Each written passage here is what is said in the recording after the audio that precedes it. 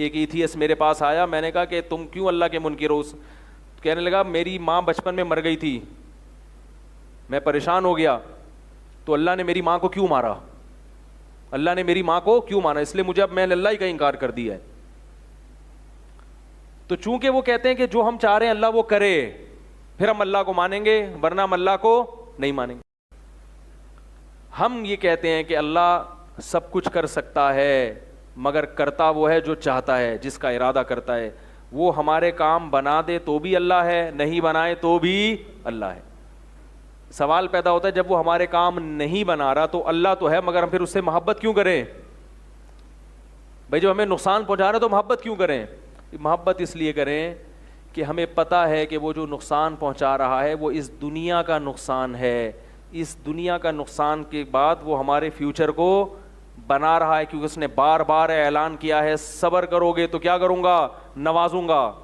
رسول اللہ صلی اللہ علیہ وسلم نے ارشاد فرمایا کہ بعض اہل جنت جب جنت میں جائیں گے تو اپنی نیکیوں کے جو نتیجہ دیکھیں گے, ثمرات دیکھیں گے, تو اتنا اجر دیکھیں گے, وہ کہیں گے اے اللہ ہم نے تو یہ نیکیاں کی ہی نہیں ہیں, ہمارے ترازو میں اتنا اجر کیسے؟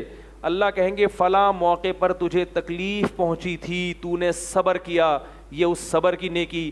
فلاں موقع پر فلاں تکلیف پہنچی, تو نے صبر کیا, یہ اس کی نیکی. فلاں موقع پر تیری اولاد کے ساتھ ایسا ہوا, صبر کیا, یہ اس کی نیکی. فلاں موقع پر یہ ہوا, یہ ہوا, یہ ہوا.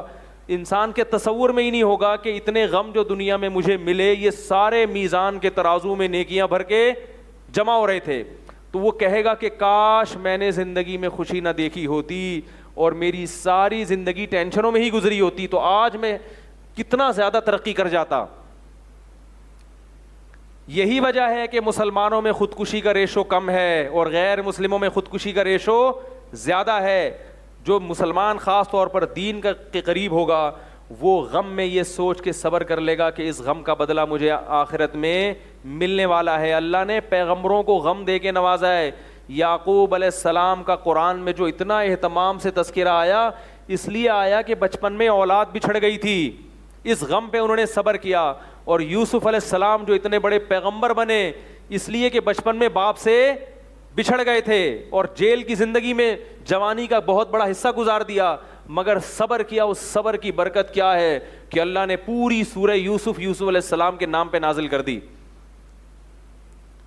تو مسلمان غم میں نا امید نہیں ہوتا, اور یہ بھی امید ہوتی ہے کہ اللہ اس غم کو دنیا میں بھی دور کر سکتا ہے. غیر مسلم دیکھے گا اسباب کے تانے بانے ملائے گا, وہ کہے گا اسباب کی دنیا میں غم دور ہونے کی امید نہیں ہے, لہذا مایوس. مسلمان جانتا ہے کہ اللہ غم دور کرنے کی طاقت رکھتا ہے, تمام اسباب کے ناکام ہوتے ہوئے بھی وہ مجھے کامیابی دے سکتا ہے. تو بھائی سمجھ میں آ گیا ہم اللہ کو اللہ کس وجہ سے مانتے ہیں؟ وہ ہماری حاجت پوری کرے یا نہ کرے, دونوں صورتوں میں وہ کیا ہے؟ اللہ ہے. اور دونوں صورتوں میں اسے صرف اللہ نہیں ماننا, خدا نہیں ماننا, ساتھ ساتھ اس سے محبت بھی کرنی ہے, کیونکہ وہ ہمارا خیر خواہ ہے اور وہ امتحان لیتا ہے کہ تم مجھے اپنا خیر خواہ سمجھتے ہو کہ نہیں سمجھتے. لہذا وہ نقصان بھی پہنچاتا ہے, نقصان پہنچا کے دیکھتا ہے کہ اب ہے ایمان, کیونکہ جب تک دودھ جلیبی ملتی رہے گی تو مجنو لیلا پہ عاشق رہے گا.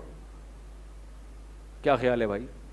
جب تک دودھ جلیبیاں ملتی رہیں گی تو وہ تو بیوی بھی شوہر پہ عاشق رہتی ہے, شوہر بھی بیوی پہ عاشق رہتا ہے جب تک مفاد ہوں.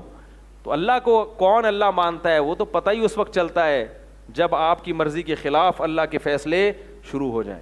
لیکن دعا بہرحال یہی کرنی چاہیے کہ اللہ ہمیں صبر والی نہیں بلکہ شکر والی زندگی دے اور ہماری جائز حاجات کو پورا کرے, کیونکہ ہم بندے ہیں, ہم اللہ سے مقابلہ بازی اور امتحان نہیں چاہتے. ہم اللہ سے کیا چاہتے ہیں؟ عافیت چاہتے ہیں. تو بندگی کا تقاضا یہی ہے کہ اللہ ہمیں غم نہ دے, ہمیں آزمائش میں نہ ڈال. ہم بندے ہیں, ہم عافیت والی زندگی تجھ سے چاہتے ہیں. پھر بھی اگر دعاؤں کے باوجود غم آ جائے تو اسے اللہ کے لیے برداشت کرنا ہے.